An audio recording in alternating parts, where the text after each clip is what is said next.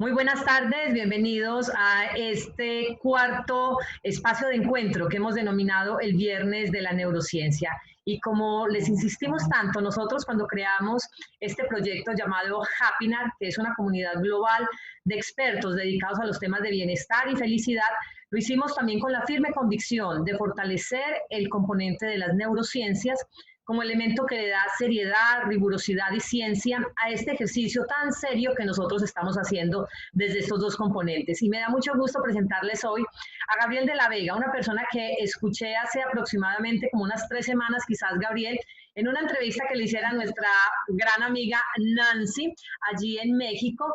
Y la verdad quedé muy, muy impresionada con la capacidad que tiene Gabriel para transmitir el conocimiento, sobre todo conocimiento de este nivel que suele ser un tanto técnico, un tanto académico, un tanto científico. Tiene una pedagogía muy especial para hacerlo. Pues desde allí le invitamos a ser parte de los expertos de Happinar y hasta hace algunos días se integró a nuestra comunidad y de allí que le invitáramos a participar hoy en nuestro cuarto encuentro. Gabriel, ¿cómo estás allí en México? Hola Ángela, muchísimos saludos a todas y a todos. Yo feliz de colaborar con esta gran comunidad y de sumar, aunque sea un poquito, un granito de arena, ¿no? Un poquitito nada más. Pero como dijo la Madre Teresa de Calcuta, ¿y qué sería de esa playa sin ese granito de arena? Así que Me todo, encanta. todo es importante y todo suma, así que nosotros le damos el valor y la representación a todo el ejercicio académico que estamos haciendo. Por acá también se conecta ya nuestra directora académica desde el Retiro también. Hola María Emma, ¿cómo estás? Hola, qué rico saludarlos a todos. Bueno, por aquí está haciendo un frío que no se lo alcanzan a imaginar. Se te ve por la brigadita que estás, mi María Emma. Ay, está helado y no ha hecho sino llover, pero muy bien, gracias a Dios. Qué rico Bueno, estar por acá. además entró tu gran vecino Iván Saldarriaga, que también está contigo por allá muy cerquita. Aquí también está Iván conectado. Y se acaba de conectar también Nelson Castillo desde Costa Rica. Hola Nelson, ¿cómo estás? ¿Cómo estás, Ángel? Un placer. Saludos a todos. Gracias, Nelson. Bueno, y entonces les estaba compartiendo en nuestro saludo que Gabriel nos acompaña desde México. Gabriel es fundador de Mindset Plasticidad Organizacional. Tiene más de 10 años de experiencia en el desarrollo de talento de personal y equipos de trabajo a través de aplicar un término que hoy con seguridad Gabriel nos va a compartir, que es el tema de la neuroplasticidad y el orden sistémico. Y él ha querido denominar este espacio de encuentro neurociencia y cambio. Por eso me imagino que el tema de la neuroplasticidad hará parte constitutiva de este espacio académico que estamos desarrollando hoy contigo. Entonces, Gabriel, aquí tienes el espacio con estos expertos de Happinar. También queda grabada esta conferencia para quienes nos están viendo en este momento en diferido. Darles las gracias por seguirnos y por además aprovechar estos espacios académicos para fortalecer ese conocimiento que tenemos o para actualizarnos en algunos temas donde quizás necesitamos hacerlo. Así que Gabriel, durante 20-25 minutos vamos a escucharte muy atentos y luego de esto pues ya vamos a abrir los micrófonos para que también hagan sus preguntas. Les recordamos que este ante todo es un espacio de reunión, de diálogo de los expertos de Happinar, donde generamos también estos espacios de participación. Entonces, Gabriel, somos todos tuyos. Me encanta la idea. Quiero empezar con una frase que a mí me encanta y me vuela la cabeza. Es de Joe Biden. Y dice, el tipo de vida que vivirás mañana comienza con tu mente de hoy. Ojo, y si tienen papel y lápiz, mejor, y si no, imagínense. Lo necesito que se imaginen un iceberg, un gran iceberg, ¿sí? Porque por lo regular cuando nos piden cambiar o cuando queremos cambiar, por lo regular lo que queremos cambiar es nuestro desempeño, es nuestro performance, los resultados, ¿sí? Y obviamente eso, ya tenemos el iceberg, ¿no? Entonces hasta arriba le ponemos resultados o performance o como quieras llamarle, o como se llama en tu país. Y obviamente mucho de cómo nos ve en la vida tiene que ver con lo que hacemos o dejamos de hacer. Y dices, Gabriel, no me estás diciendo nada nuevo. Si yo hago algo, tiene una consecuencia que me lleva hacia un resultado sí o no. Ok.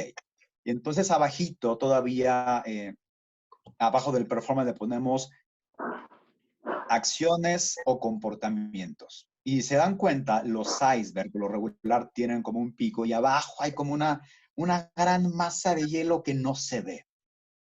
Y la neurociencia y la biología del comportamiento humano se pregunta, bueno, pero ¿qué es lo que realmente detona el cómo me comporto o detona mis acciones? Y ese es el componente fundamental de todo cambio. Y abajito del iceberg, en medio le ponemos las emociones y abajo los pensamientos. Es decir, que lo que yo estoy pensando y lo que yo estoy sintiendo me lleva a actuar de cierta manera y me lleva a tener los resultados X o Y. Es decir, imaginemos que yo me siento triste, ¿no? Entonces estoy como cabizbajo y entonces la charla la doy como con un poco de flojera, sin ánimo, con desgano. Pero si yo la doy diferente, ¿no? Los resultados van a cambiar. Y yo juego acá con el tema de los pensamientos y las emociones. Te tiro varios datos. Uno, a lo largo del día tenemos aproximadamente 65,000 pensamientos, pero ese no es el dato relevante. El dato relevante es que de esos 65,000, el 95% son los mismos. Todo el tiempo estamos pensando casi lo mismo. Y si yo estoy pensando todo el tiempo lo mismo, voy a hacer prácticamente lo mismo. En algo que se llama patrones dominantes de pensamiento. ¿Sí? Y esto genera también algo que se llama self-talk o charla cerebral. Es decir, ¿qué te estás diciendo todo el día, todo el tiempo? Porque nos la pasamos conversando con nosotros mismos. Y esa es la materia prima de cuando nos animamos o no nos animamos a cambiar. ¿Sí? El qué estamos pensando. Luego siguen las emociones, que hay un enfoque nuevo que tiene muy poco a nivel científico, tiene unos 4 o 3 años, en decir, mira, sí son biológicas, hay 6 emociones primarias, pero ahora hay otro enfoque nuevo, un nuevo paradigma que dice, mira, las emociones son construcción, es decir, es un enfoque construccionista, es la emoción de hoy. Y es como si tuviéramos un trago y entonces le metemos 3 componentes, ¿sí? El primer componente de las emociones es las experiencias previas. Todo lo que pasó en la infancia, todos los recuerdos, todas las memorias, entonces le metemos el primer componente al trago. Después el contexto. El contexto influye, no determina, pero influye. Y luego una parte muy nueva, bueno, que no está nueva, sino más bien se acaba de meter a las emociones, que es la interocepción. Va de nuevo. La interocepción, que tiene que ver con partes del cerebro que están monitoreando 24/7, ¿no? Tanto la sangre, es decir, qué neurotransmisores, qué neuropéptidos, qué hormonas están pasando por todo el cuerpo. El segundo componente de la interocepción tiene que ver con la piel, ¿no? Que es el órgano más grande del cuerpo. Me da picazón, me da calor, todas las sensaciones. Otro componente tiene que ver con las vísceras, es decir, movimientos peristálticos, el estómago, pero que el páncreas, pero que si el corazón está latiendo, todo el tiempo monitoreando todo eso, ¿sí? Y también tiene que ver con los ligamentos, con las tensiones de los músculos, etc., etc. Entonces tú metes todos esos componentes, los agitas y tienes la emoción del momento, ¿sí? Por eso es vital no solo las emociones y los pensamientos, sino también el cuerpo, ¿no? Es decir, ¿qué pasa cuando estamos mal? Obviamente el cuerpo se va hacia abajo y empiezan a generar ciertas hormonas, ¿no? Que nos producen malestar o nos producen no estar al 100, tanto en el trabajo como en el día, como con la pareja, como en el estudio, no importa, ¿sí? Es decir, el cuerpo le dice a la mente cómo se siente, pero también la mente le dice al cuerpo cómo se debe sentir. Entonces el primer tip es, si tú ya te encontraste o ya te percataste que estás mal, cambia la postura. ¿Eh? Es como el primer tip. Pero seguimos con el iceberg. Ahora las emociones ya tenemos con un enfoque construccionista y además tenemos esto que se llama el paradigma organizacional del cerebro, que es todas las emociones que tomamos en el día, aproximadamente 95% de las decisiones son emocionales. Muy sencillo, pulgar para arriba, pulgar para abajo. Si me gusta, mi cuerpo se acerca o voy hacia. Si no me gusta, ¿no? Me alejo. Es decir, el sistema límbico se la pasa sensando placer y dolor, placer y dolor. Donde hay placer me acerco, donde hay dolor me alejo. Entonces, todo el tiempo nuestras emociones están decidiendo si nos acercamos o no nos acercamos. Y es lo que genera nuestro comportamiento. Y luego, el cómo nos ve en la vida. Entonces, lo que me preguntan, no, a ver, Gabriel, entonces primero son los pensamientos, luego las emociones, luego el comportamiento y luego el pensamiento y luego el desempeño. Y yo digo, no. porque es dinámico, ¿sí? Es como la vida, es dinámica. Entonces, si bien nuestros pensamientos influyen y se retroalimentan de las emociones o de los estados emocionales, también el hecho de que yo haga algo me genera cierto estado emocional y me genera cierto diálogo interno. Entonces es una mezcolanza y es un pastiche que tenemos a diario en esa batalla por saber primero quiénes somos. Entonces, como lo primero, la primera recomendación cuando la gente se anima a cambiar. Y la neurociencia hoy en día lo llama el coeficiente intelectual de cambio. Ya no hablemos de IQ, eso ya tiene 30 años de antigüedad, hablemos del coeficiente intelectual de cambio que se basa en 3 preguntas. La primera, ¿eres consciente que eres tú el que o la que tiene que cambiar? Pregunta número 2, ¿quieres cambiar? Y la tercera pregunta, ¿cómo? Primero tenemos que ser conscientes de que somos nosotros los que tenemos que cambiar, sí o sí. Después, ¿tienes ganas o no tienes ganas? La pregunta sería, pero si no tengo ganas, ¿puedo cambiar? Sí puedes cambiar, pero va a ser más doloroso, va a costar más trabajo. Y la tercera pregunta, ¿cómo? Y hay muchísimas disciplinas. ¿Sí? A mí me gusta muchísimo el orden sistémico, muchísimo la neuroplasticidad autodirigida, pero hay gente que le gusta más el mentoring o el coaching o la psicología o la psicoterapia o el psicoanálisis, lo que quieras. Tiene que ver con en qué crees que te puede funcionar. ¿Sí? Parte fundamental del cambio tiene que ver mucho con las creencias. ¿Pero por qué las creencias? Ojo, porque el cerebro no distingue realidad de fantasía. Al cerebro no le importa si estás viendo Netflix, ¿no? O si realmente o te crees Rambo, pues. El cerebro le da igual y se activa igual. Igual cuando vemos una película de miedo. Sabemos que no es real, pero ya estamos temblando y no podemos dormir. Entonces, ¿cómo hace el cerebro para distinguir qué es real y qué es fantasía? A través de nuestras creencias. Y mucho de lo que queremos cambiar tiene que ver con nuestras creencias. La pregunta sería, ¿cuándo se forman las creencias? Y la respuesta es, el 80% se forman en la infancia. ¿Sí? Si eres como muy metódico, muy metódica, anota esto y si no, nada más escúchalo. El 80% del cableado cerebral se forma de los 0 a los 8 años. O sea, la infancia es fundamental y tiene un impacto brutal en lo que somos de adultos, ¿sí? Entonces, pongámosle 25% a la crianza, es decir, papá y mamá. Otro 25% de nuestras creencias tiene que ver con nuestro nivel de conocimiento. Otro 25% tiene que ver con cómo experimentamos el mundo a través de papá y mamá y del nivel de conocimiento. Y otro 25% con el que me gusta trabajar a mí es en qué focalizo todo el día, a qué le presto atención todo el día. Porque si yo estoy viendo que el mundo es caótico y que si viene abajo la economía y que si cuando termina la cuarentena extendida y que si el virus, ¿cómo me voy a sentir? Mal. ¿Cuáles van a ser mis acciones? ¿Cuál va a ser mi performance? ¿Cuál va a ser esos pensamientos que voy a estar retroalimentando? ¿Sí? Ojo con eso, por eso las creencias son vitales. Definición de creencia muy fácil, hábito de pensamiento que se sostiene en el tiempo. Y aquí es mucho, ¿quieres cambiar sí o no? Y yo diría que el mantra del cambio es, primero, creo que lo puedo hacer. Después, quiero. Después, practico. Y la cuarta, y no me comparo con el otro. Cada quien su práctica, ¿sí? A algunos les sale la primera, es decir, imaginemos que queremos aprender a jugar tenis. Quizás en 3 clases uno ya aprende, ya sabe. Pero hay otros que practican 20.000 horas y no les sale. Cada quien su práctica, cada quien su cambio, ¿sí?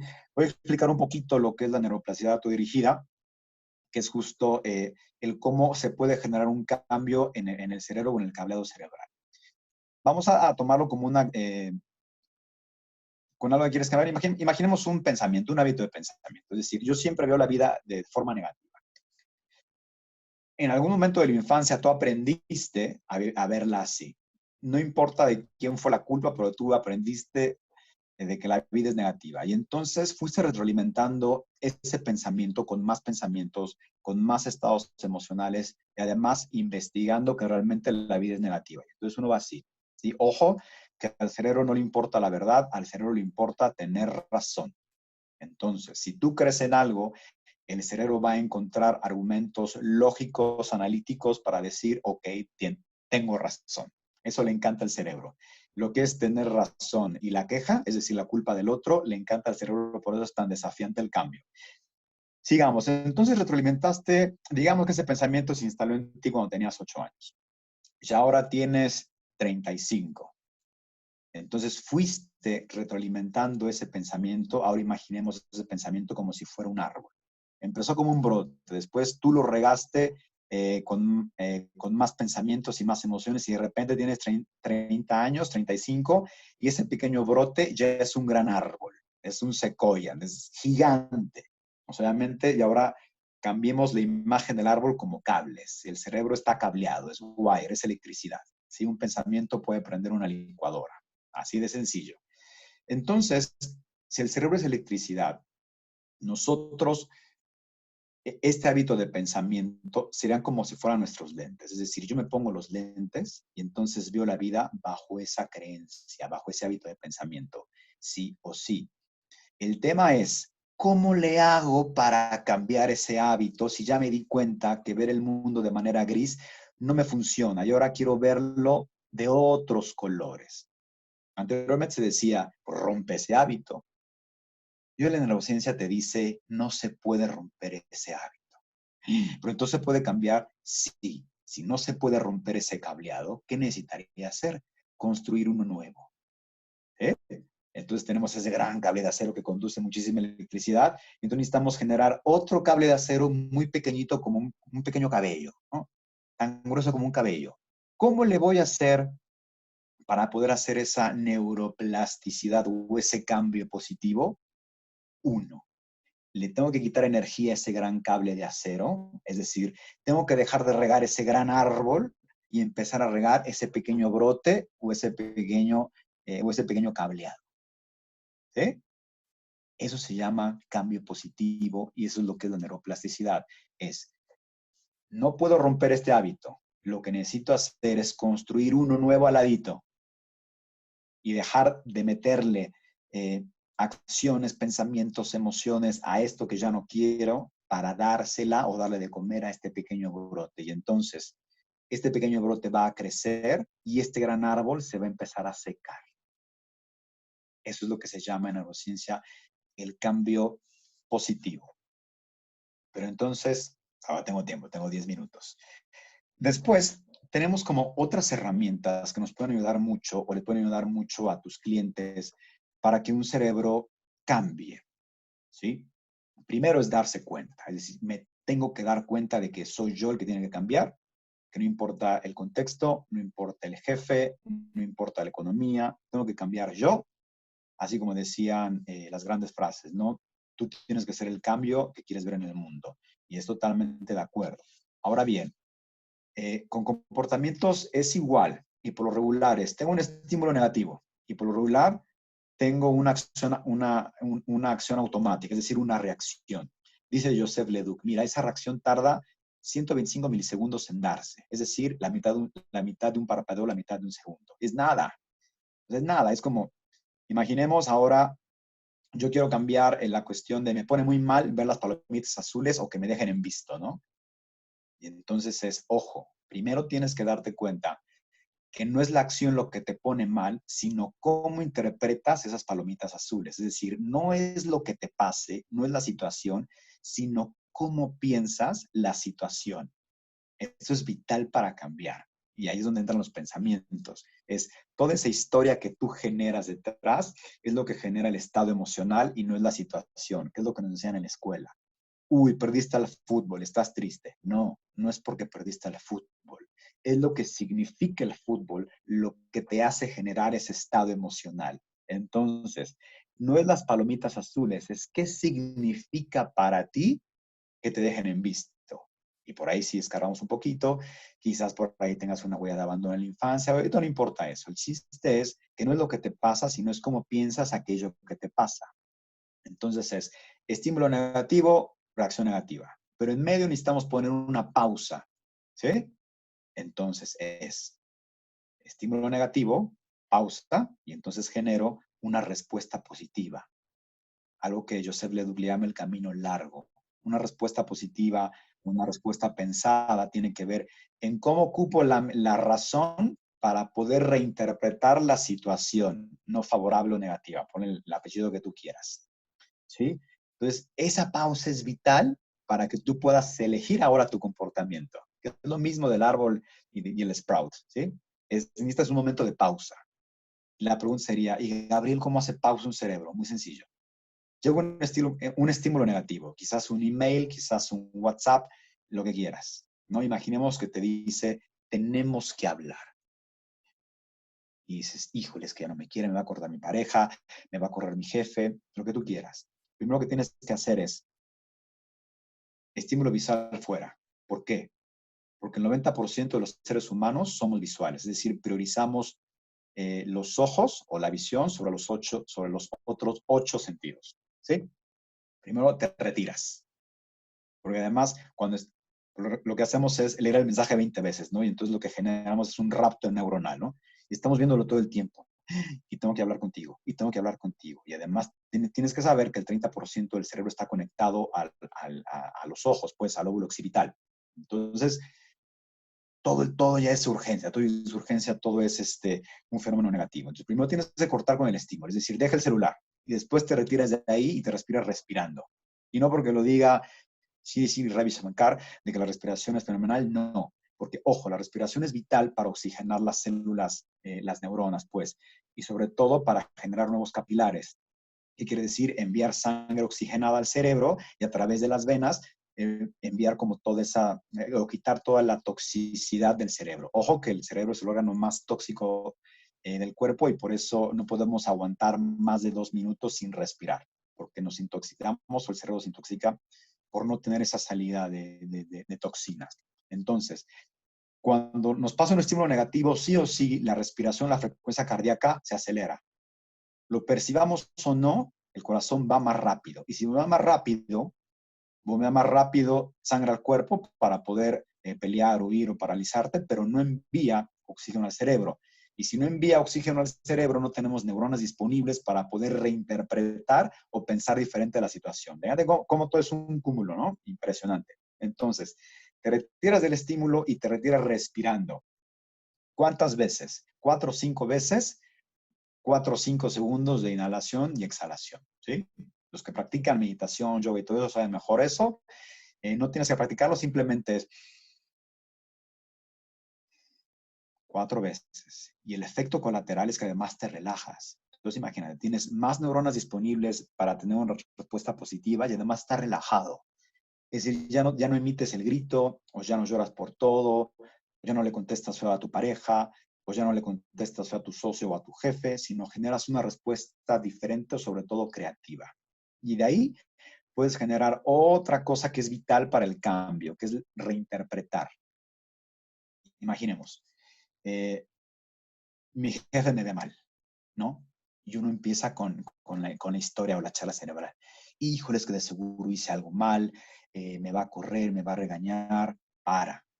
Reinterpreta.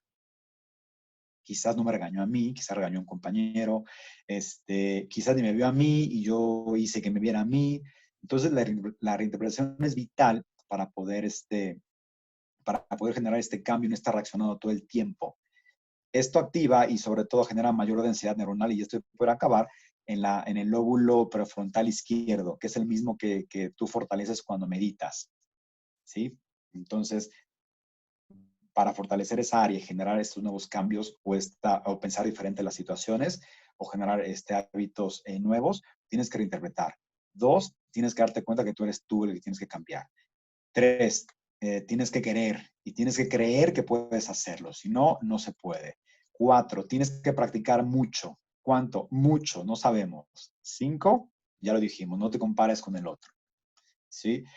Yo me podrá seguir hablando aquí toda la tarde, pero el tiempo ya se me acabó y entonces mejor los quiero escuchar a ustedes en cualquier pregunta o cualquier opinión que tengan al respecto. O sea que muchísimo, un honor por acá. Adelante. Qué rico, Gabriel. Lo que estás diciendo se lo explico muchísimo a mis pacientes, digamos que lo explico de otra manera diferente. O sea, pongo un ejemplo diferente, tú lo hiciste con el árbol, yo lo hago con una pradera, pero bueno, eso es lo mismo finalmente. Y ahí hay un tema en cuanto a cómo modificar el pensamiento negativo, y es que generalmente lo que le digo entre el paso de darme cuenta que tengo el pensamiento negativo, para modificarlo, antes de resignificarlo, lo que debo hacer es ponerlo en duda. Claro. Porque la forma más fácil de desmontar un pensamiento negativo es ponerlo en duda. O sea, ¿y yo por qué estoy pensando en esto? No necesariamente. ¿De dónde saco esta creencia? O sea, para poder identificar esa creencia superior o esa, o bueno, ¿de dónde estoy pensando eso? Entonces lo que hago es decirle al paciente, pongamos en duda eso, ¿de dónde saca esa información? ¿Cuál es tu base teórica? O sea, casi que cuál es tu base teórica para poder sustentar lo que estás diciendo, y ahí sí Claro. la puedo resignificar, ahí sí la puedo poner en positivo cuando la desmonto, ¿no? Y la forma que yo enseño para desmontarla es poniéndola en duda, ¿es correcto? Me encanta. Yo te regalo dos prácticas más. Ok. La primera, yo pregunto en las empresas y a mis pacientes también, a ver, ¿cuánto tiempo te la pasas en el por qué? ¿Por qué no hice esto? ¿Por qué no me Así. salió? Yo digo, mira, mucho por qué son neuronas viejas. Es pasado, es queja, es victimización. No sirve. Ocupemos neuronas nuevas. Es, ¿qué puedo hacer la siguiente vez para que me salga? ¿Cómo puedo hacerlo diferente para tener otros resultados? Y en automático es como me pongo en modo futuro para pensar nuevas soluciones. El pasado ya pasó y no se puede cambiar, se resignifica nada más. ¿Sí? Otra cosa que yo tomo de Daniel Goleman, un gran neurólogo, que le llama ants, como hormigas, pues. Y tiene que ver con esta automatic negative thoughts, ¿no? Pensamientos negativos automáticos. O sea, tenemos muchísimos en el día. Y dice Daniel Goleman, mira, la vida es como un picnic. Si te suben 5 hormigas, es decir, 5 pensamientos negativos, no pasa nada. Pero si te suben 1000, ahí el día se acaba y el picnic se arruina. ¿Qué tenemos que hacer? Es pisar a la hormiga. Me encanta esa metáfora. ¿Y cómo? Justo como tú mencionas, ¿no, Emma? Es cuestionando eso, ¿no? Y sobre todo esto que se llaman disonancias cognitivas, pensamientos siempre nunca. Siempre me va mal en la vida. Para, pisa la hormiga. No siempre. Quizás últimamente, quizás seguido, pero no es siempre, ¿no? O nunca tengo suerte en el amor. Otra vez, pisa la hormiga. Ni nunca, nunca, ni siempre, siempre, ¿no? Entonces, Así es. mucho de empezar a que la gente se dé cuenta por sí misma de dónde está el tema. Ese es el tema del cambio, que la gente se dé cuenta por ellos solos, como decía Howard Gardner, ¿no? Sí, aquí está diciendo el doctor Echandía, autoevaluación reconstructiva, atención del pensamiento, totalmente, eso es lo Me que encanta hacemos. eso. Me encanta eso y esto se llama metacognición, es decir, pensar en lo que pienso que no nos enseñan. Y la manera Ok. es como cuando practicamos algún instrumento. Tienes que sentar una libreta a ver en qué estoy pensando. Pudiera Yo, parecer una práctica que quite el tiempo, pero no es Ga- cierto. Gabriel, te cuento que eso es un ejercicio que pongo a hacer a mis pacientes. O Me sea, y encanta. eso les genera toda la angustia del mundo. Y entonces los pongo a hacer un día, cada que te des cuenta de un pensamiento negativo, lo vas a escribir y lo vas a escribir, y esa es tu tarea para la próxima sesión. Y a la otra sesión me dicen, María Emma, por Dios, tengo demasiados pensamientos negativos. Entonces ahí hay una toma de conciencia de que está operando en el negativo constantemente. Y ahora pongámoslos en duda y cambiémoslos a positivo. Al principio es complejo y es difícil darse cuenta, pero entonces me dicen, ¿y cómo me doy cuenta que estoy teniendo un pensamiento negativo? Pues porque te estás sintiendo mal. O sea, lo que hay que poner atención es a la emoción, porque la emoción es lo que sigue el pensamiento, ¿no? Bueno, y bueno, se genera ese círculo vicioso ahí. Por aquí nos está diciendo Iván Saldarriaga, los pensamientos son positivos o negativos, son pensamientos, y quien lo califica es uno mismo mirando lo que siente, claro, totalmente, desde Totalmente de ahí. acuerdo. Ok, perfecto. Bueno, muy bien. ¿Alguna pregunta, alguna inquietud? Doctor Yo, Echandía. yo quiero aportar. Sí, qué rico. Un ejercicio interesante puede ser colocarse una bandita de caucho aquí en la muñeca. Y cada vez que uno tiene un pensamiento negativo, se da amorosamente, lo suelta así amorosamente y se lo cambia de mano. Y la clave está, primero, sencillo, 1 hora sin cambiarse. Uno cree que es muy fácil, háganlo 1 hora sin cambiarse la banda. y la idea sería llegar a 3 días sin tener pensamientos negativos. Lo interesante es que uno llega a la casa con esto rojo todos los días. Doctor Echandía, ¿cómo te parece que en Dollar City, aquí en Medellín, en Colombia, hay unas bolsitas de esos elásticos de diferentes colores y yo tengo una grande en mi consultorio y se lo di porque le puse a hacer ese ejercicio a un paciente y cómo te parece que al otro día llegó con la mano vuelta nada a los 3 días que Como volví a esposado. tener terapia, esposado. Yo le dije, bueno, pero tampoco se trata de la autoflagelación, por Dios, pero eso me pasó con un paciente. Pero es Que un no lo pongan excelente en el cuello, ejercicio. que en el cuello no, que en el cuello no. Eso me pasó, pero es un excelente ejercicio. Apoyo lo que estás diciendo porque me funciona y yo misma me lo he hecho, me lo he aplicado a mí misma. Bueno, sin la autoflagelación, pero lo he hecho. Entonces me ahorré 3 semanas de trabajo. Me parece muy bien. Era un aporte. Muchas gracias. Me encanta, Carlos. Gracias, Está Carlos. buenísimo. Ya voy a comprar las banditas para practicarlo yo. Les paso otra cosa. Cuando te va el Además, paciente a salir corriendo, es que no, más bandas, sí. no más bandas, no más bandas. Otra cosa con el cambio, y hay que normalizarlo, es que cambiar es incómodo. Duele, es doloroso, cuesta trabajo, y más si vas a terapia cuesta dinero, entonces normalicemos el esfuerzo, pues. Entonces yo les digo, sobre todo en las empresas, es entrenémonos en la incomodidad. ¿Cómo? Muy sencillo. Cuando te pica algo, por ejemplo la cabeza o la nariz, no te rasques. Automáticamente en algo que se llama readiness potential o potencial de acción, la mano va a la nariz o a la cabeza para sacarse la incomodidad. Y ese momento es hacer pausa, es como, y no me rasco. Y la picazón se va a ir en 12 segundos. Y son los 12 segundos más incómodos de la vida. Pero la picazón se va a ir. ¡Wow! Miren las banditas. Aquí tengo muchas. Pues tengo varias, bueno, cogiendo y bueno, eso lo hago. Carlos, bueno, dijiste picazón en la cabeza y me picó la cabeza. Y ya te rascaste. Sí, claro, total. No es fácil, es un tema No, no es fácil. de autocontrol. Exacto. Entonces es picazón y no te rascas. Estás practicando la incomodidad y sobre todo la pausa. Ok, Y no me rasco. sugestión, sí, claro, total. Bueno, Gabriel, me encantaría si le pudieras ampliar un poco la pregunta que hace Iván Saldarriaga o si Iván también quiere participar y luego le damos la palabra a Cristian que también levantó la mano. Iván está hablando acá en el chat, nos dice, ¿los pensamientos son positivos o negativos? Y en últimas, ¿quién le da esa calificación? Iván, si quisieras ampliar tu pregunta, adelante, que para eso es este espacio de encuentro. Sí, realmente yo considero que los pensamientos son pensamientos. O sea, no el calificativo de buenos o malos, positivos, negativos, blancos, negros, es prácticamente como un diferenciador por uno mismo. Entonces, yo veo que el hecho de hacer conexiones no son buenas ni malas, simplemente son experiencias que uno debe considerar que en algún momento son buenos y en algún momento son malos, ¿sí? Porque si yo lo califico como bueno o como malo en algún momento, se me fue un hábito de que es malo y a la hora de la verdad, en ciertos momentos, esos pensamientos pueden ser buenos. Entonces los bloqueo ante esa situación. Entonces, por eso digo yo que el pensamiento es una conexión que no tiene calificativo. Lo que sí puede ser calificativo es que para esa situación y para ese contexto, yo lo puedo decir que no funciona para esa situación, pero para otras sí.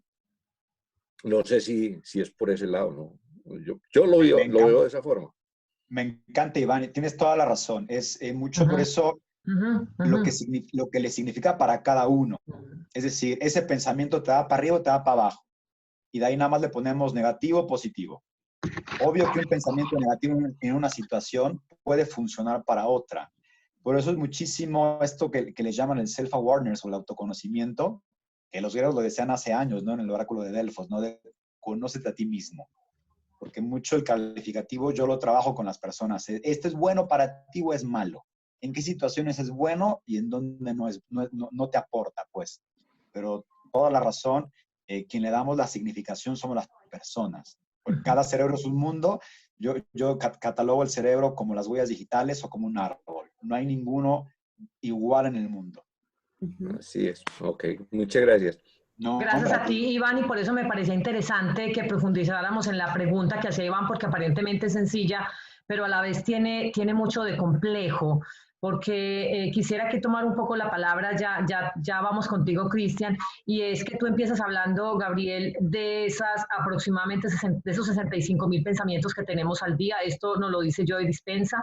Él lo ha estudiado muy bien durante los últimos años.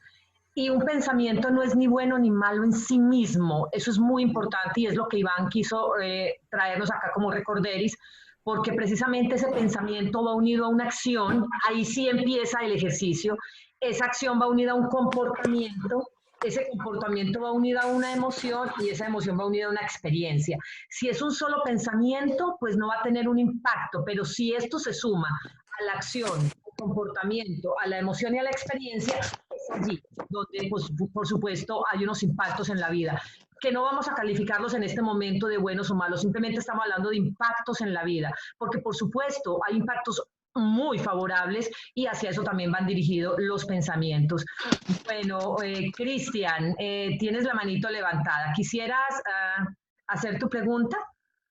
Sí, no es una pregunta, sino básicamente esa para felicitar a Gabriel, excelente exposición. El ejercicio del doctor Echandía es muy bueno y efectivo, lo he realizado.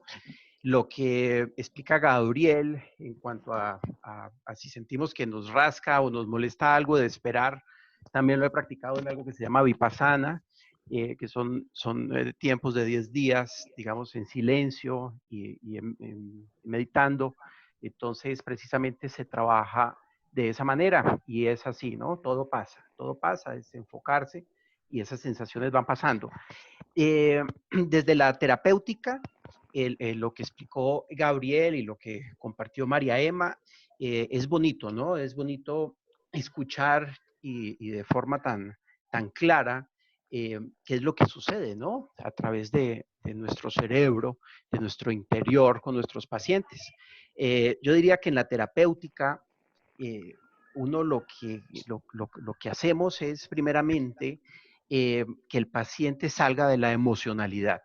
Es decir, generalmente los pacientes que llegan están en emotividad, ¿bien? Y en ese estado, pues no razonan, no pueden pensar correctamente. Entonces, el trabajo del terapeuta considero que consiste en simplemente ayudarle, apoyar a ese paciente a que encuentre ese equilibrio y ya en ese equilibrio sea el paciente que tome la mejor decisión que él considere. Esa decisión para muchas personas podrá no ser la mejor, pero es apoyar en esa decisión al paciente, ¿no? Desde esa lucidez. Yo utilizo 3 pasos que los conecto directamente con lo que expuso Gabriel y es que finalmente el paciente acepte, ¿bien? Que sea consciente de lo que le está significando eso y que nazca en él la intención de cambio, es decir, con acciones permanentes. Por eso lo que explicaba el doctor Echandía de la pulsera, eso es una acción permanente. Bien.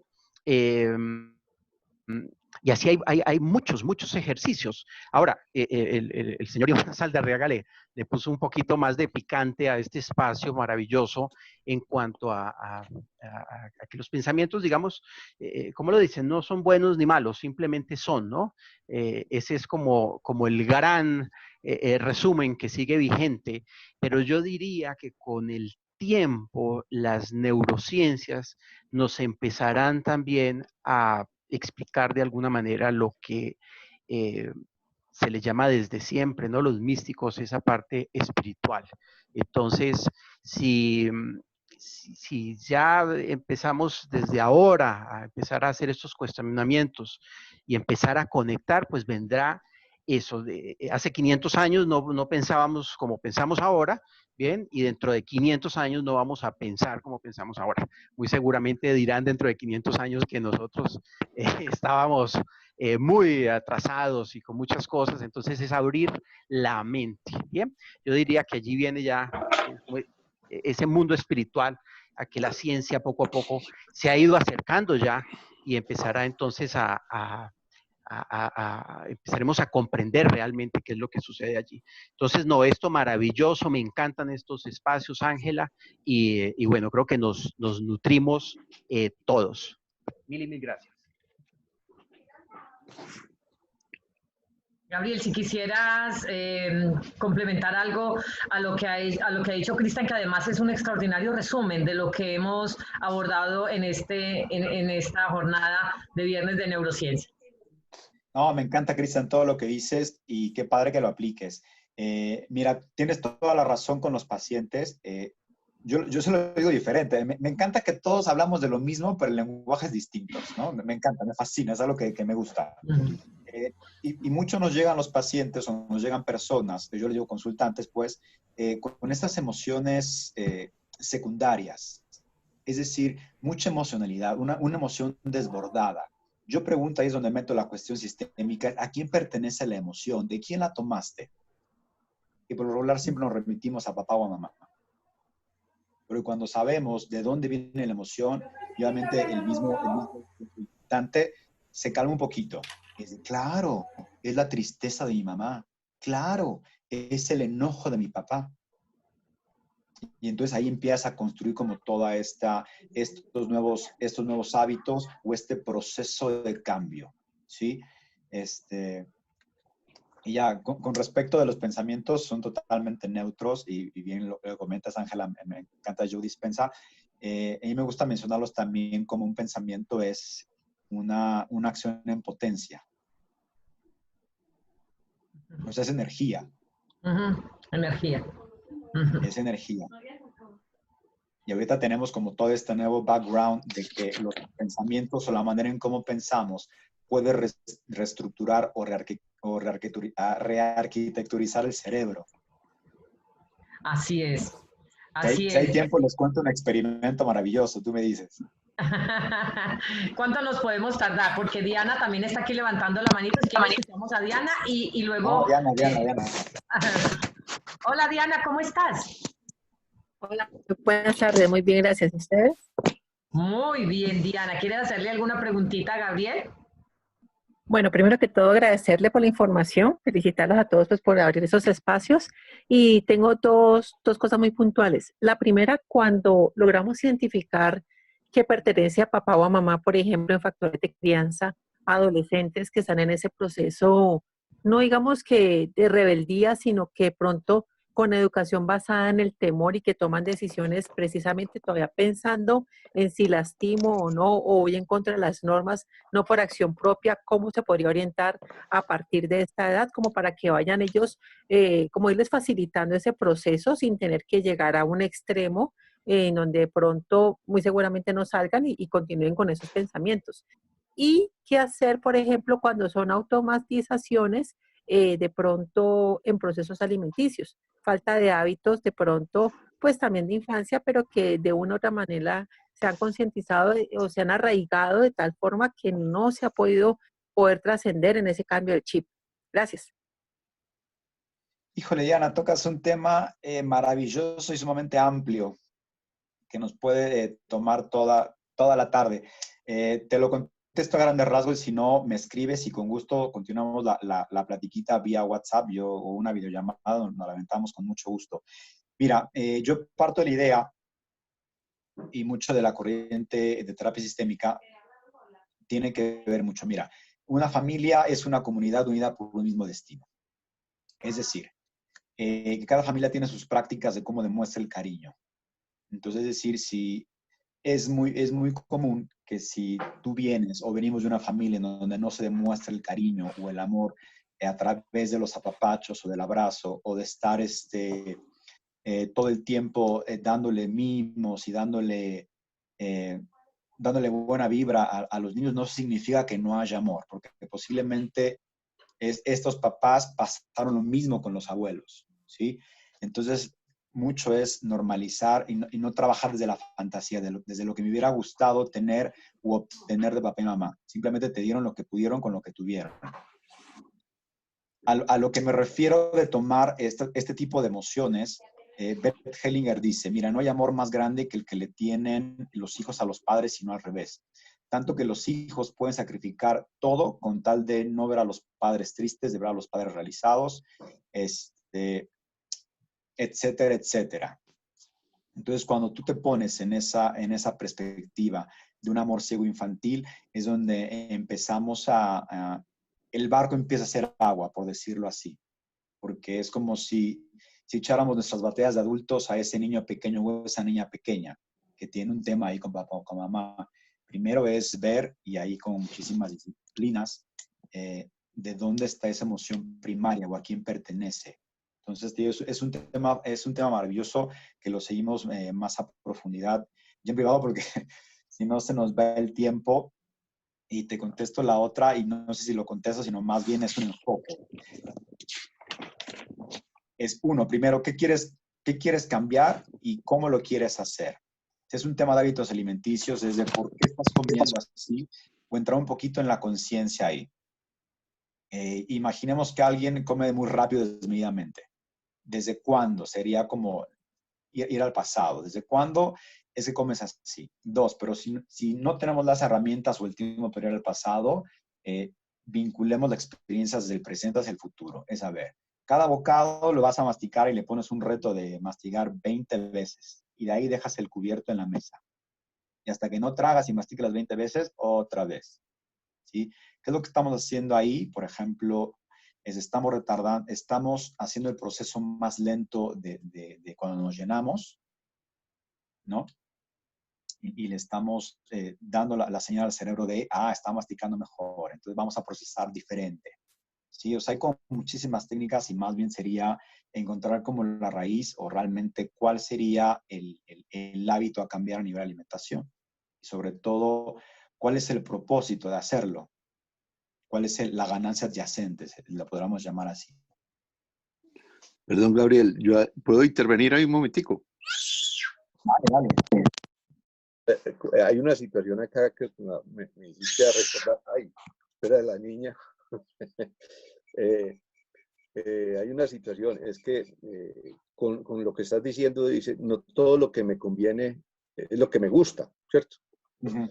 Entonces ahí lo que tengo que buscar es sacrificar algo que me gusta para hacer lo que me conviene. Y en la medida que yo voy sacrificando lo que me gusta y haciendo lo que me conviene, al final termina que lo que me conviene es lo que me gusta. Como un hábito. Me encanta. Justo va ahí. Yo pongo mucho el ejemplo de, mira, nos puede gustar mucho el pastel de chocolate, pero nos hace daño. Versus, no nos puede gustar el brócoli, pero nos hace bien.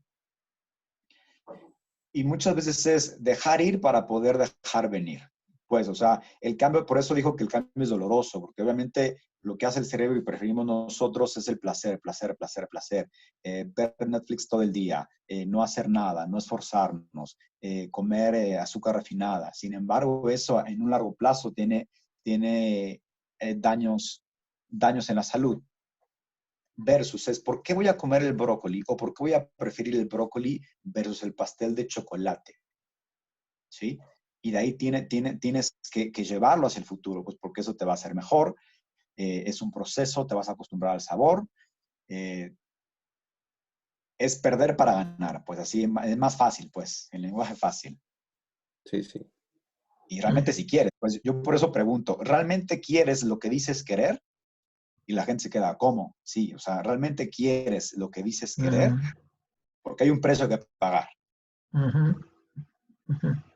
Todo cambio implica ese precio que hay que pagar y bueno, pues ya acabamos llegando al final, 50 minutos de transmisión, donde este es un tema apasionante y es un tema que no se aborda en estos minutos. Acá solamente damos unas pinceladas, damos unos elementos generales, pero ya está aquí en el chat el correo electrónico de Gabriel para que le escriban si quieren seguir profundizando, para que puedan también emprender un diálogo con él. De eso se trata una red de conocimiento, de esto que estamos haciendo acá, como ocurre en el cerebro donde las neuronas se juntan y aquí también estamos una cantidad de personas que nos unimos alrededor de temas comunes. Gabriel, mil gracias por la oportunidad que nos has dado de compartir este conocimiento con nosotros y sobre todo desde la pedagogía que tú lo haces, desde ese modelo que tienes para transmitir conocimiento. Si quieres dejarnos una frase final de cierre, bienvenido. Claro que sí. El cerebro crea patrones y luego nunca para de buscarlos. Ocupemos esa frase en positivo. Es decir, queremos ahora patrones tanto de bienestar como de felicidad, pues, porque se puede. Tenemos la capacidad y la habilidad.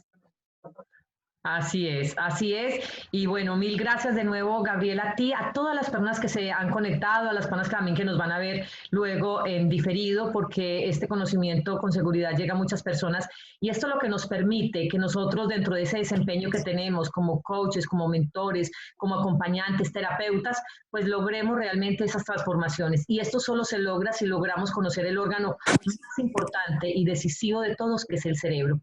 Gracias y nos vemos el próximo viernes a esta misma hora, viernes de neurociencias, también con un tema muy especial, el doctor Julio César Ramírez, que nos acompañará desde Colombia, y aquí seguiremos en estos diálogos tan interesantes. Muchas gracias a todos y nos vemos pronto. Chao, chao. Hasta luego.